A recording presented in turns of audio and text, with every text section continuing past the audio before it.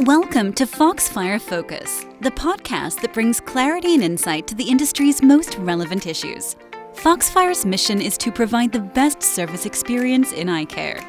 So, we hope you enjoy what you're about to hear and that this information provides some perspective on the exciting opportunities facing our profession.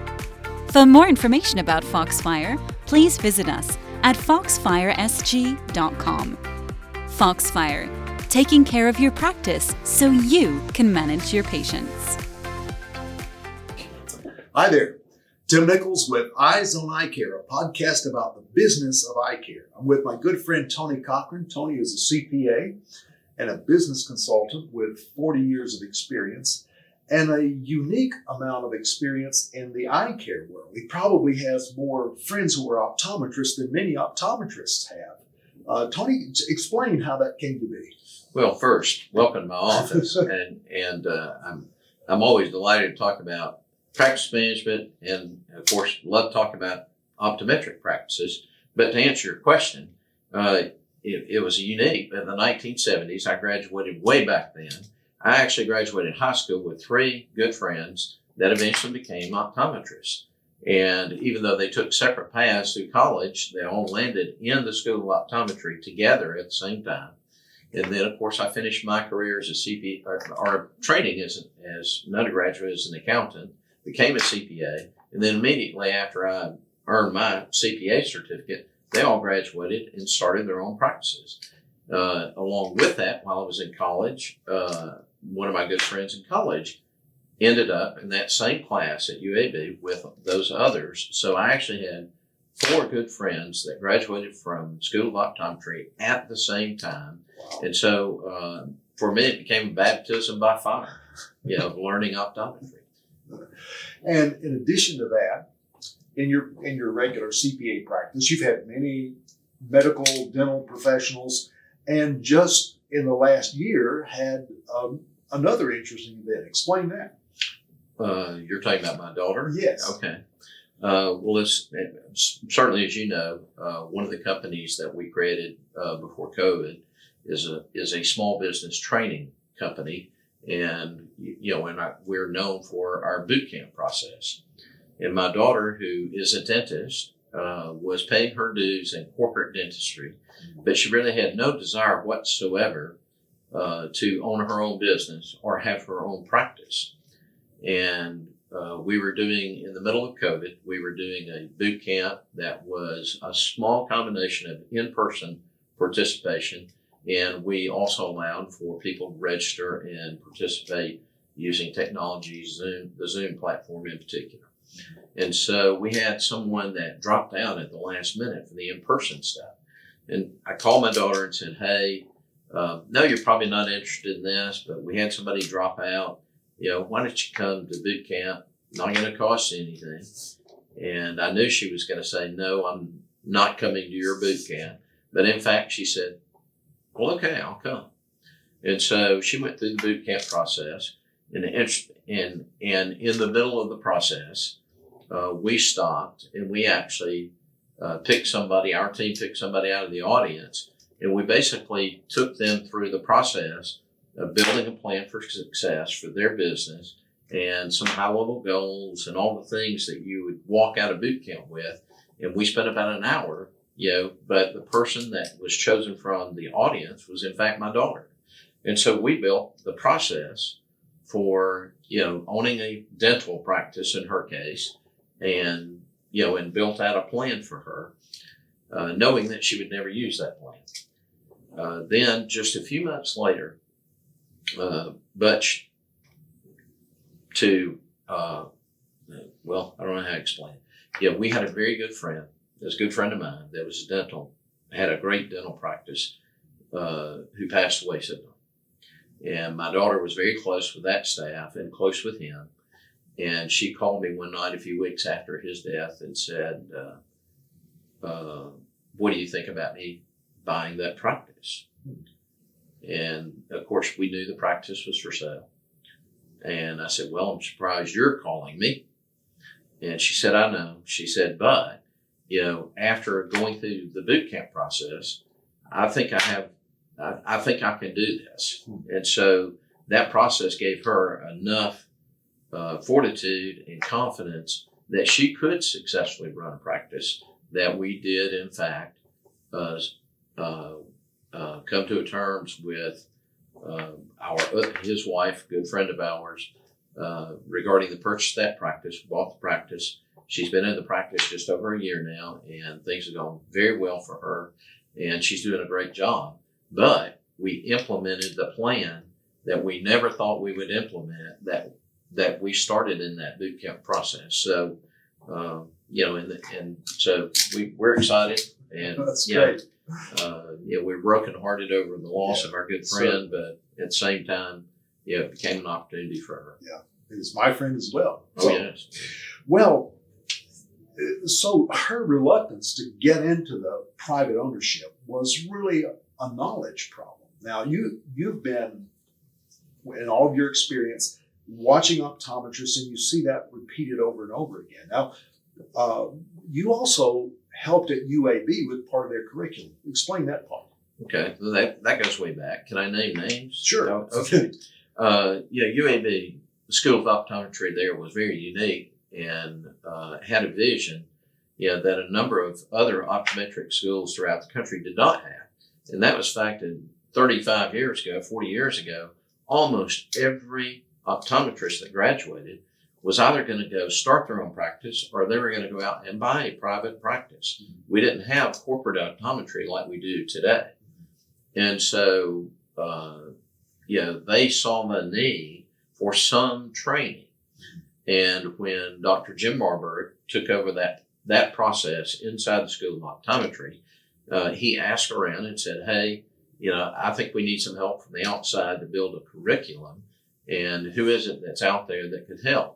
And the fortunate thing for me is by that time I had a strong following of optometric practices, and he kept hearing my name. So he called me, and I went and worked with him in building out, the structure for training for graduating optometrists. So when they went out into their optometric practice, then they had some fundamentals of business, and they weren't walking into it all.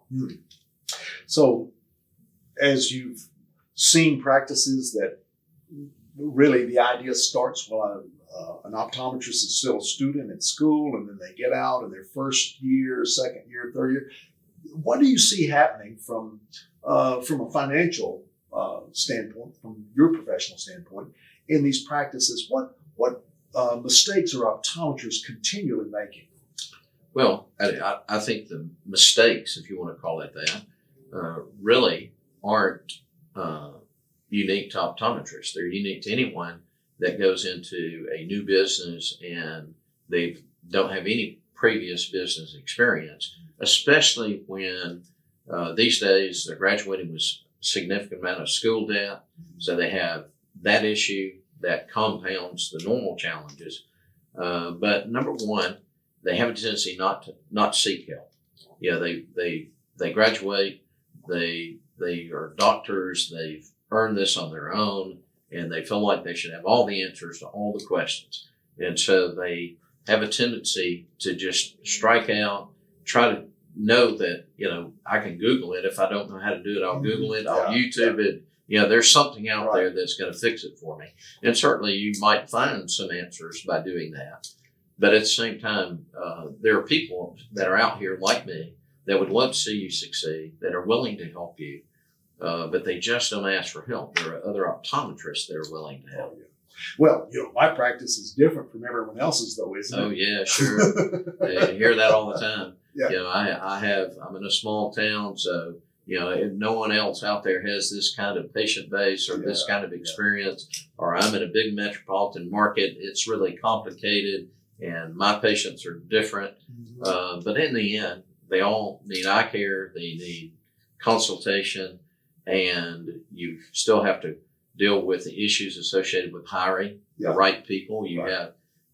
So, it's that 90% of it's very similar. Yeah. It's that 10% that makes you unique. Full disclosure, I'm that guy you're talking about who thought in the early stage of my practice, what I call the technical stage, I was just trying to figure out the business of optometry or even how to deliver eye care to my patients, much less the business part. I was hoping that would be running on its own.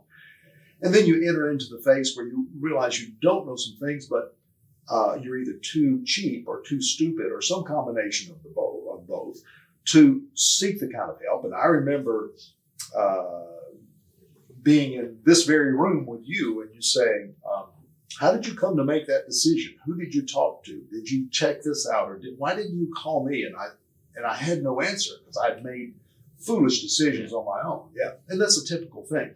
So you talk about needing help, and obviously a financial professional, CPA, is one of the people you need. Who else do you need that's going to give you the kind of help you need? Well, 35 years ago, when I was first consulting with students at UAB, because I did go into the school and do some of the teaching in the beginning, and have gone back from time to time to do some of the lectures. But in the beginning, I would tell everybody you need a really good business attorney and a really good CPA. And today, I've changed.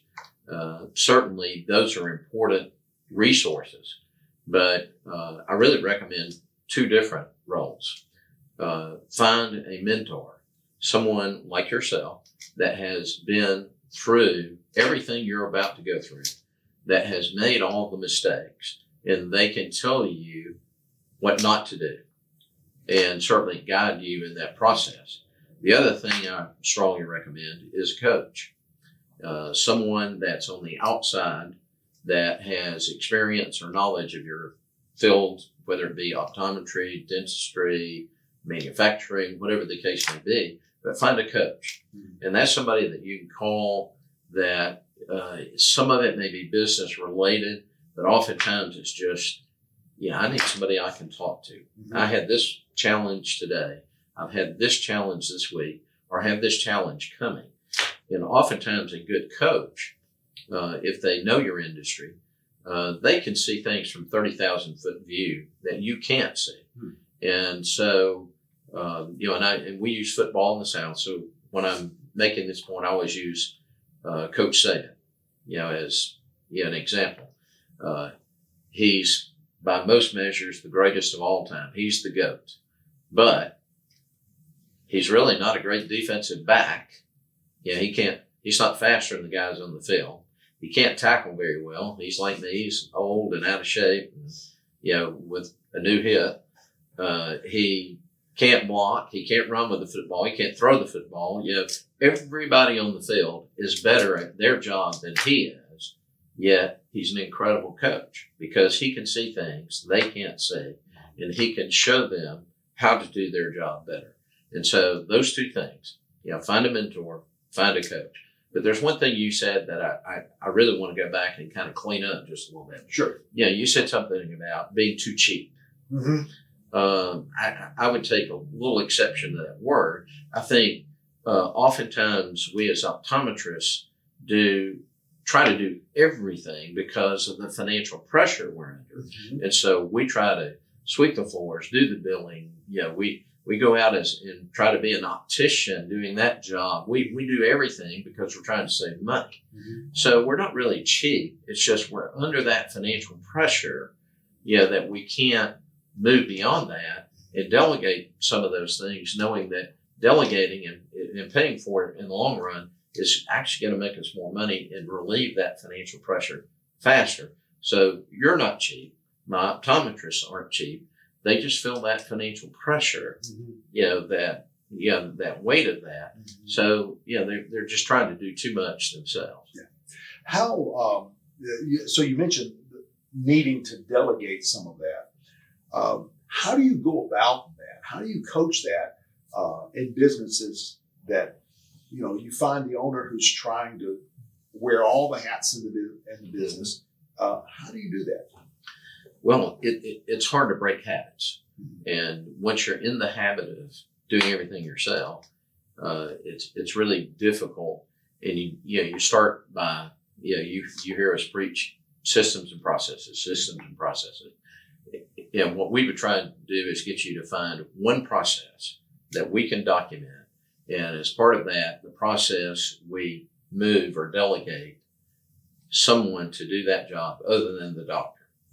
And by documentation, then the doctor can see most of the time the value in, if I can delegate that, and if I can find one more patient, then I've made money today just by moving one thing off my list. And so, systems and processes and documenting those, that's the way to make sure that A, you are delegating, but also that person that you're delegating to is getting the job done the way you want it done, not the way they figured it out to do it on their own. And maybe they're getting it right, maybe they're not. Maybe they're doing it the way you would like for them to do it, maybe not.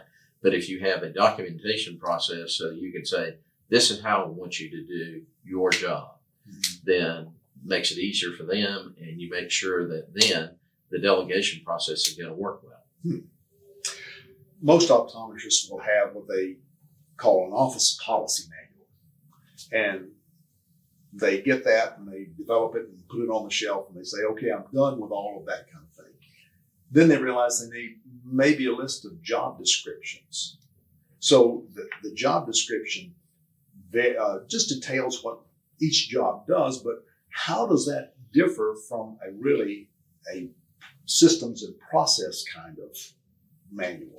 It didn't differ so much as you would have all of those things in your process manual.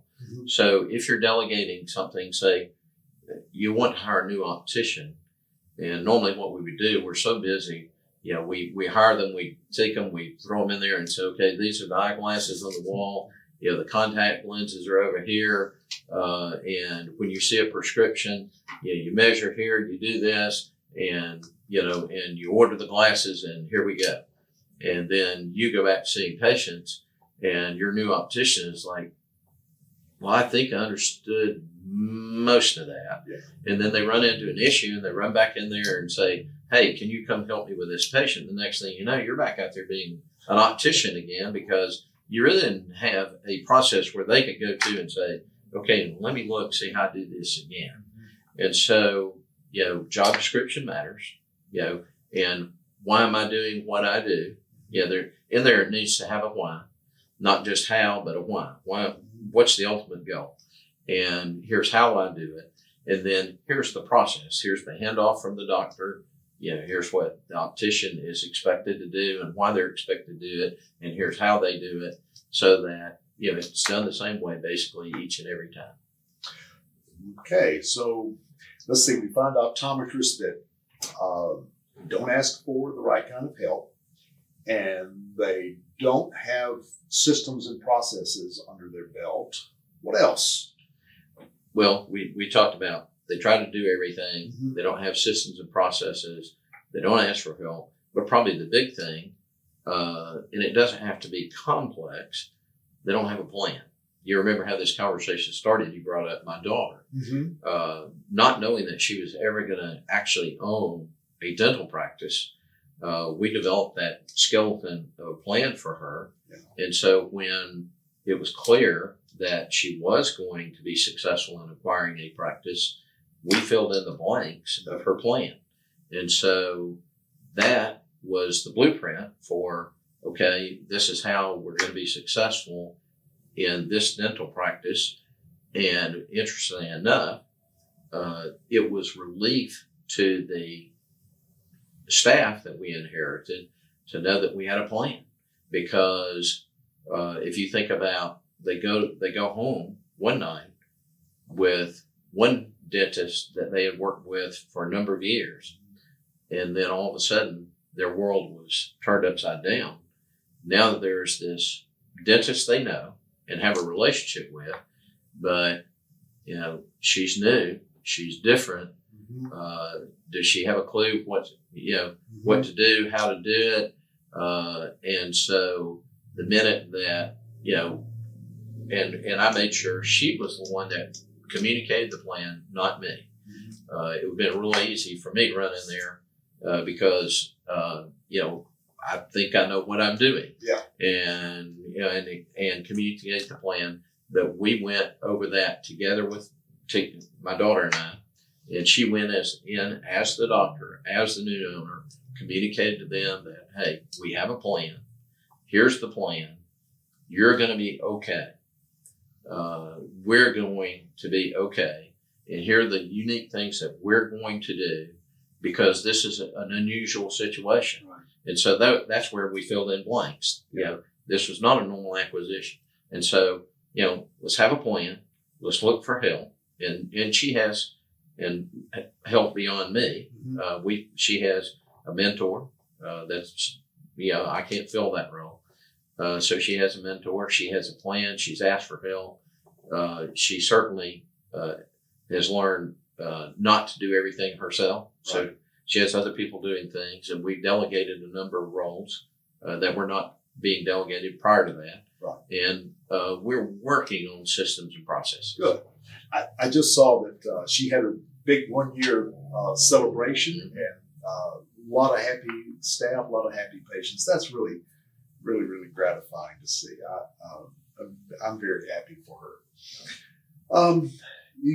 Going back around to the idea of the plan, is there that plan needs to be more than just a budget? Yes, definitely. A great plan, in my mind, is forward-looking. A budget oftentimes is a 1-year budget, and it's how to save money budget. So it's not really a plan for success. It's a plan for how to control costs when you use the word budget. I like the idea of trying to put together about a 3-year plan where we say, okay, I'm going to need to replace a lane of equipment. I know that. I just don't know when I'm going to do that. So is it this year? Is it next year? Is it within the next 3 years? And so you try to pick a time and say, I think that's when I need to do that. And then you look at the other equipment in your office and say, okay, what do I need to improve? What do I need to change? There's new technology out there that I saw last year at the annual meeting that I really think would be useful in my office, either from a standard of care standpoint or making more money or both. And, and so when are we going to try and buy that piece of equipment? Is there a trigger? Because you can't just all of a sudden decide, okay, I'm going to place all my lanes of equipment, buy all the new stuff and start all over again. So you need to have a plan and sequence that in. A plan for growth is equally important because what's the age of our practice? Do we pick up the local newspaper and we look at the obituaries and we see our patients? We laugh about that. That's true. But when we're valuing a practice, if we're going in and evaluating a practice to purchase it, we look at the age of the patient base. Sure. Oftentimes that follows, if it's a sole doctor practice, it follows the age of the doctor that's retiring. And so we may have a really good practice for a year or two, but years 3, 4, 5, 6 and on out, we may start losing that patient base. So, or it's a brand new practice and we need to have a plan for growth. So usually in a budget, you don't have those things, but a plan for growth needs to be, set targets for this year, second year, third year, but also how are we going to reach those targets? Because that leads into my bracelet. My bracelet says you can't manage what you don't measure. And so you need to have measurements, and goals in that plan. Right. Planning is part of the leader's responsibility. And you have, over the years that I've known you, been on a number of pretty high profile boards nationally, certainly on the state level, and currently on the Alabama Port Authority board with a lot of leaders in business and industry. You're a student of leadership. So what do you see really as kind of the key components of leadership that need to be in place at any organization, no matter how small or how large? Well, you're right. I've been very fortunate to have the opportunity to serve with some really incredible people that have unique characteristics. And one of the things, though, that seems to be really common is the ability to communicate. It doesn't matter if it's a small organization of 3 people or one of 3,000, they all understand the need to communicate clearly, and oftentimes communicate quickly. Even in the larger organizations, if there is some catastrophe or some unique event that has happened, they recognize that a void of information gets filled somehow, some way. And if they're not filling that void with the correct information, somebody else is filling that void with what is probably the wrong information. Right. So, that communication process at that level is probably documented. Mm-hmm. They have a process for how we communicate by email, internal newsletter. This is how we communicate. Elon Musk, I think he's a Twitter guy. He gets in trouble with the SEC because he's communicating out there things that normally don't get communicated out in the open. It affects stock price, and so but that's a platform he's using. Back to Coach Nick Saban. Coach Saban communicates to his players through the media. We've learned. And certainly he communicates internally, but you'll notice oftentimes when he goes from one media event to another media event to another media event, there's a theme, there's a plan as to what he's wanting to communicate. And very often he's not communicating to me as a fan. He's communicating to his players because he knows they're watching and they're listening to his press conference or that radio station event that he's participating in. So he has a plan for how he communicates. So we need a plan. We need to know how we're communicating. And so the 3 things you see, they have a plan for success, plan for growth, plan for everything they're doing. They have measurements that they use and targets, and they communicate extremely well. That's great information. Let's say I'm a busy doctor. I don't have time to read a lot, but I need to read one book that's going to make a difference in the way in which I practice.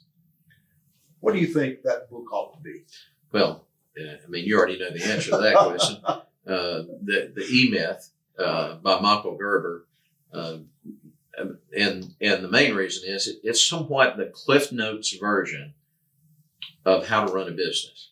And if you've been in business and you read the E-Myth for the first time, you're thinking after chapter 1, this guy wrote this book about me. He was following me around because everything he says I shouldn't be doing, I'm doing. And in fact, his book is just simply, the nuts and bolts of how to run a business and how to be successful. And it's an easy read. And, I encounter a lot of clients that are very, very busy people and they do not read. But if I can get them to read that book and that book only, it's a really good start to something that you can actually use, implement. And there's probably nothing we just talked about in this 20 minutes, 25 minutes that we're together that you're not going to find Michael Gerber taking a deeper dive into about measurements, about delegation, about getting advice, all those things you're going to find in that book. Full disclosure, when Tony gave me a copy of that book, I don't know, 20 something years ago, it set in motion the changes in my practice that I felt like really were the keys to my success. So, Tony, thank you. Wait a minute. I thought I set in motion those changes. It was the book? Well, you get credit because you gave me the book, and right. You kind of followed through with it. But, Tony, thank you so much for your time. No, thank you. Tony Cochran. Team Delta 3 is his business coaching platform. Full disclosure, I'm a member of that team. So if you want to know more about that, you can find Team Delta 3 on the web. So thanks for listening.